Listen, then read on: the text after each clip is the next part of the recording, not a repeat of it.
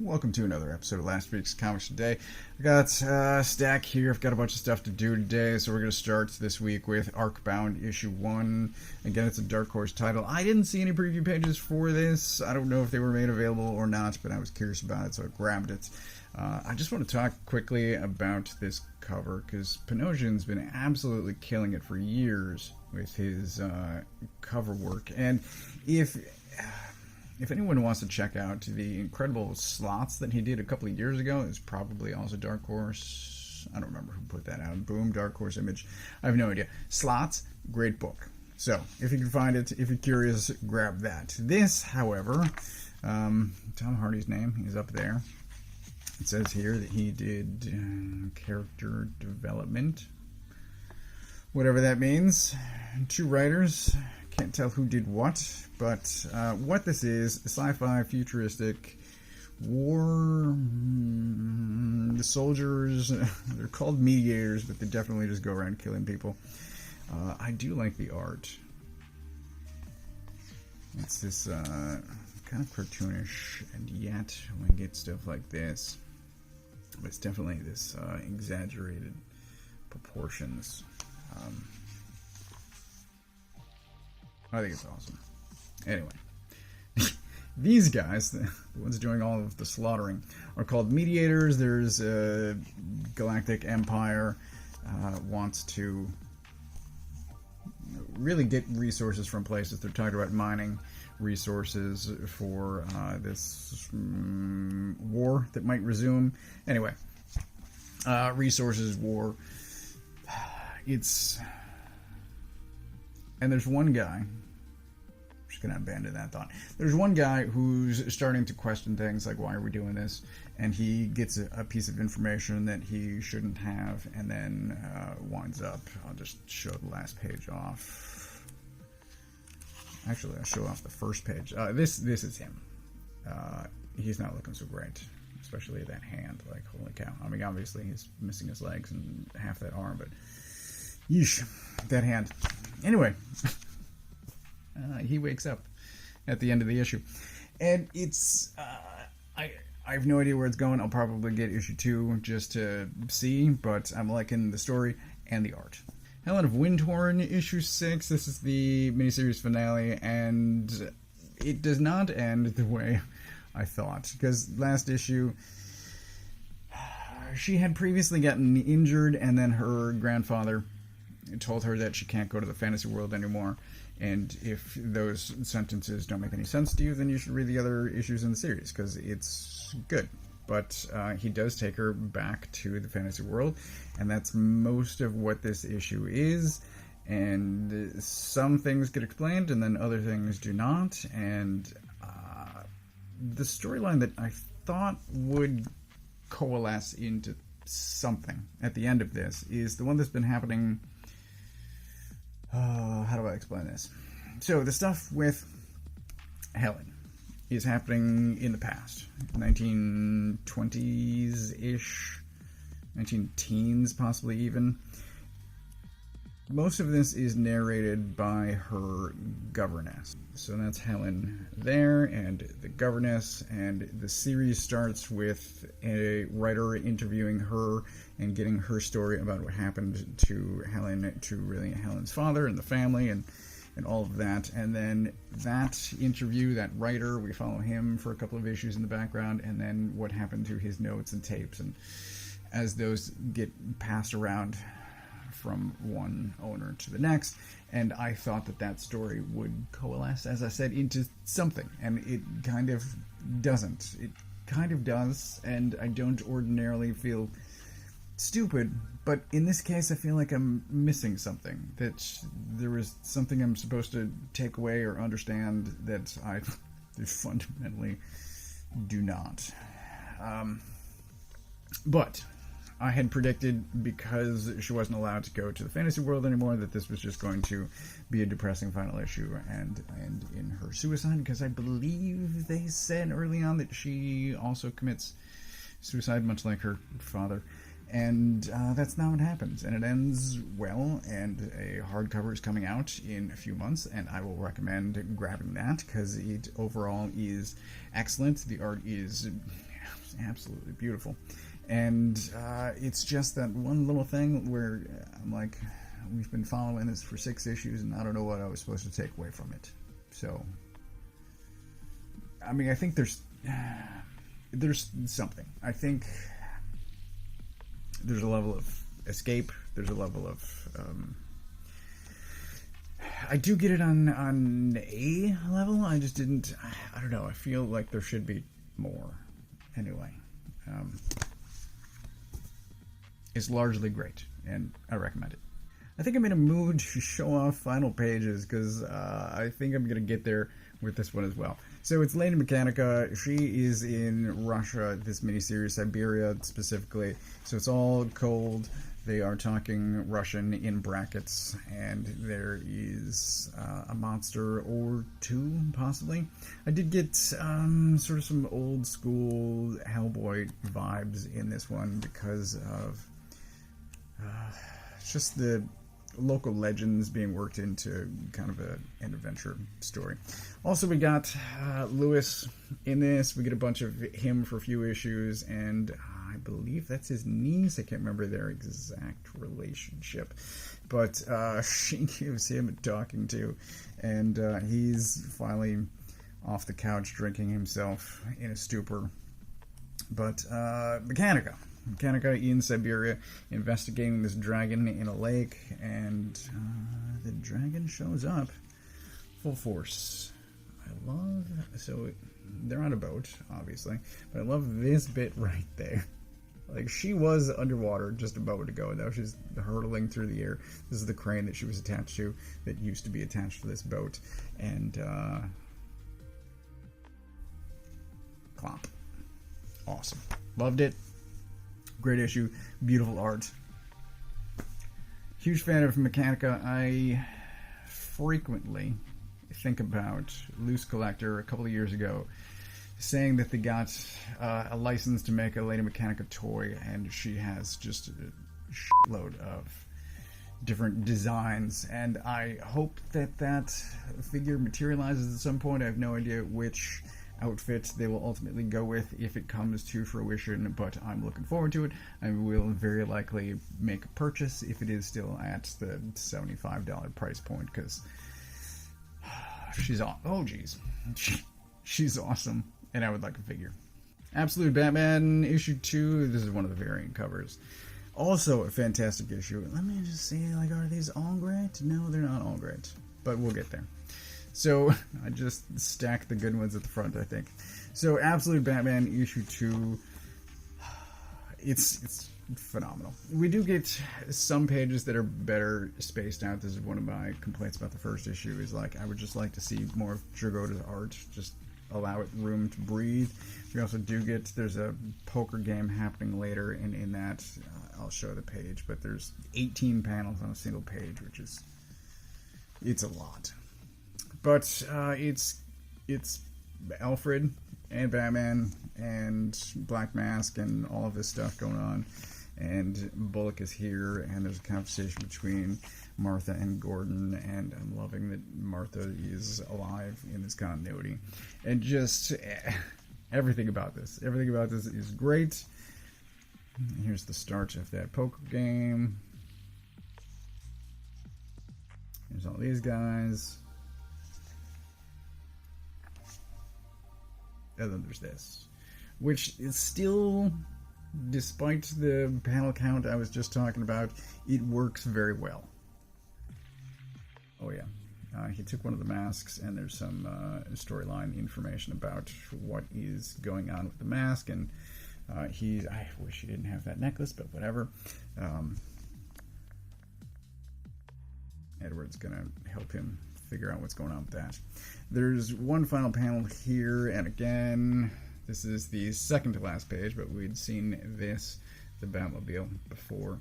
And even knowing that this is coming, because this is the right-hand side of a 2-page, it's not quite a spread, but even knowing this is coming, we still get to this point where Alfred's asking if he has a car hidden out back. He's like, "You're standing in it." I'm like, oh my god, that's the coolest thing. And I don't know, it's making like was almost going to say Transformers noises, but that's not quite right. Click. Anyway, awesome. Loved it. Highly recommend it. Black Hammer, this is the Spiral City. I don't know if this is an ongoing. I feel like it is, but even the ongoings tend to be like 12 to... what was the first one? Maybe 24 issues? It's all kind of miniseries. Anyway, new Black Hammer. Super excited about this. Insector is one of the leads. There are more than one. And I'm not super familiar with Teddy Christensen, although the art still managed to surprise me. I did Google when I first heard his name was attached to a Black Hammer, and this seems in line with what I saw there, but still sort of watercolor kind of minimalism still managed to surprise me. There's sort of a storybook aspect as well where this type of stuff is happening. Anyway, there are new and old characters being introduced or reintroduced here, and if you don't know, there was an election recently in the US, and I'm just politically exhausted. And this book starts with politics, and I'm just like, oh, come on, can't I just live in some escapism? And I was going to talk about, I was going to grab anything else, but here, this one doesn't have any politics in it. So it's just kind of exhausting. It's still well done. I still want to see where things go, even the new characters that are introduced here. I'm like, well, what's up with them? And we get the return of Conquistador, which is just phenomenal. I loved him when he showed up briefly in whatever that series was. It's right up there. I can't read it from here. But they return to the asylum. The asylum is being shut down, and Conquistador and the old guy, these two people right there, are being shunted off. So I'm glad Black Hammer's back. I would kind of appreciate a little less politics, but that will pass. That's a personal, short-term thing, and it's off to a great start. Transformers 14, as you've seen here. Astro Train is in this, and it's weird. It's mostly just weird. There are some squishes. I'll show off pages later, but this happens. So this is in the preview pages. I don't feel like I'm spoiling anything. This is literally page 2 of the book. These humans have rescued, unfortunately, Starscream from a volcano, and they've attached him to this vehicle, and there's this remote control, and so they have some power over him, but he can also move himself around. Starscream, you should have stayed dead. Anyway, Jason Howard on art, and his stuff looks phenomenal. I remain a Jason Howard fan. We get a little bit more flashback stuff happening, early war with Starscream and Megatron, and I still hate the design of his gun. It's okay. Anyway, Astro Train shows up, and he's great, and this piece of Cybertron that fell off back in issue 12 makes more than one appearance this issue. Not this issue. This week, because it's also gonna, spoilers, show up in there. But it's okay. It's solidly okay. It kind of sets itself up. I hope for something good to happen with the Combaticons, but squish, yikes. And Starscream is hanging out with these guys, and like, I'm looking forward to whatever happens with that. I don't know. Corona's back next issue. I'll see. But thus far, I'm really only recommending the first trade, those first 6 issues. Extremely solid. I don't know. I'm probably going to write out this whole 24 issues of Johnson's run, and I will see. I'll see. I'll make a final analysis later, but like the first 6 are amazing, and everything since then is slightly less than. I still wish Starscream were dead. I hate Starscream. The long-awaited G.I. Joe issue 1, and this starts in what I'm going to say is an annoying way to me, anyway, which is there's a thing where if you have a bunch of exposition to convey to the audience, you've got to find an interesting way to do that. Famously, Game of Thrones, it's like, well, if you're going to have exposition, throw it into a sex scene. The other option is to do it in an action scene, even if that doesn't make any sense. So what's happening is these guys are jumping, they're wearing jetpacks, right? And they're jumping out of this plane, and they're shooting things, and information about who and what is going on is being conveyed stupidly while they are shooting and jumping out of a plane. Like, here's our objective. This should have been established before you ever got on the plane, you stupid idiot. There's a reason you're a terrible leader. And he is. He is a terrible leader. Anyway, Cobra is trouncing them.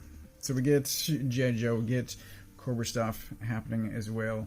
I got, this is the variant cover, by the way, because you looked badass. I'm interested in Baroness being on Team Joe, because it's kind of like Emma Frost being on the X-Men.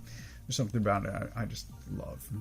We do check in with Cobra Commander with Destro as well. Seemingly, I missed nothing by skipping the rest of the Destro miniseries. Doesn't seem like anything important happened. They have laser guns now. Joe does not, and that is a problem. I don't know if this is the new guy.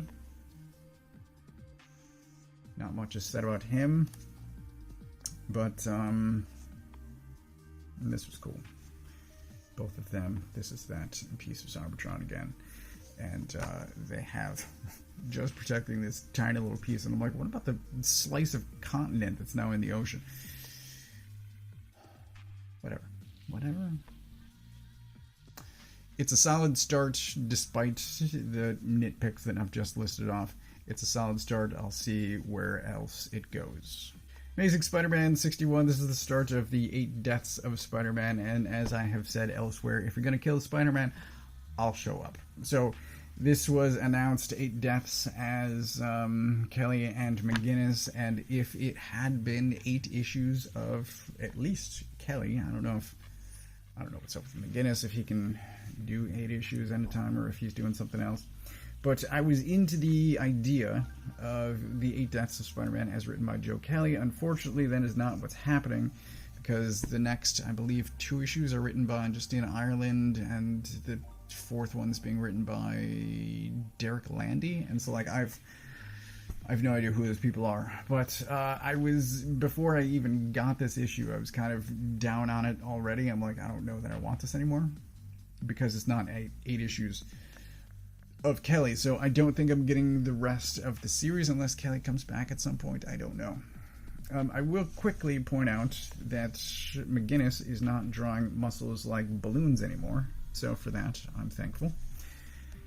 Very solid art, and despite me being down on the issue overall before I even made the purchase, it's really solid. It's a very solid Spider-Man issue. If anyone is interested, I can recommend it. I just don't go into it knowing that it's not 8 issue. It's not an 8-issue story written by Joe Kelly. Oh, this is cool. I didn't notice that before. That's funny. Spider-Boy shows up. I don't care about Spider-Boy. Anyway, he does get magically infused, and then he does die, and there's an artistic style change that happens midway through. I don't know if this is also McGinnis, or I didn't check. Does it say in the credits somewhere that is this written by or drawn by somebody else? What the hell is the title of the page? Anyway, I don't know. I remember having that question at the time, and then I didn't get an answer. But we get a new spider suit, magically enhanced, and then there's some terrible things that happen to Spider-Man. This is kind of the start of it. Spaghettification. And I had the question, and then Phil Coulson. So, like, this is another reason I wasn't looking forward to it. I'm like, Phil Coulson? Really? Like this. Yikes. And then you read all of the words associated with this, and it's just so much worse. Oh, God. It's terrible. Terrible things happen, and are going to continue happening to Spider-Man for the rest of this, and I don't know what to tell you. This is a great issue. I have no idea what to expect for the next several, but I don't plan on getting those. Lastly, I think there is this Gatchaman, which I got because I thought interiors were by Eric Canetti, and they're not, and that's on me. Interiors are by this guy, and Canetti just did a variant cover. So I was interested in seeing Canetti's modern art, and that's not what I wound up getting, and that's totally my fault. The art is solid. There's one weird face, I'm going to say, right there. Her face is just super weird. Otherwise, the art's solid. I've flipped through it. I have not read this. I don't intend to, because I don't care about Gatchaman. But this exists. And then lastly, if you haven't seen it already, I grabbed the Feral trade. I was waiting for the trade because I loved Stray Dogs. And I was waiting for the trade. It came out and I missed it. This is back in August, I believe. The volume 2 is coming out, I believe, in February, which just got solicited. So I'm going to read this. I will probably do a video on this as soon as I get the chance. And this is already running along, but I did finish reading this. I probably won't do a video separately about this, but I'll shove it into a short week somewhere when I get the chance.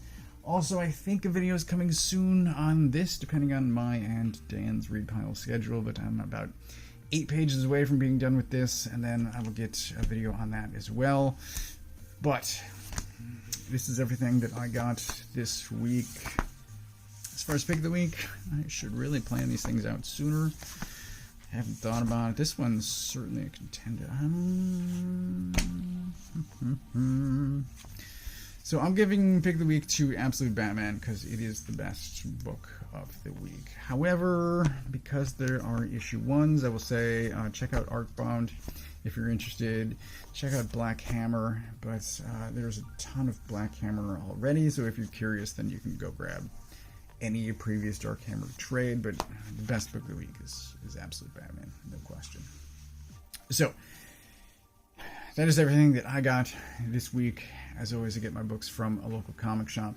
If you don't know where yours is, you can use this URL to find the one closest to you. Thanks for watching.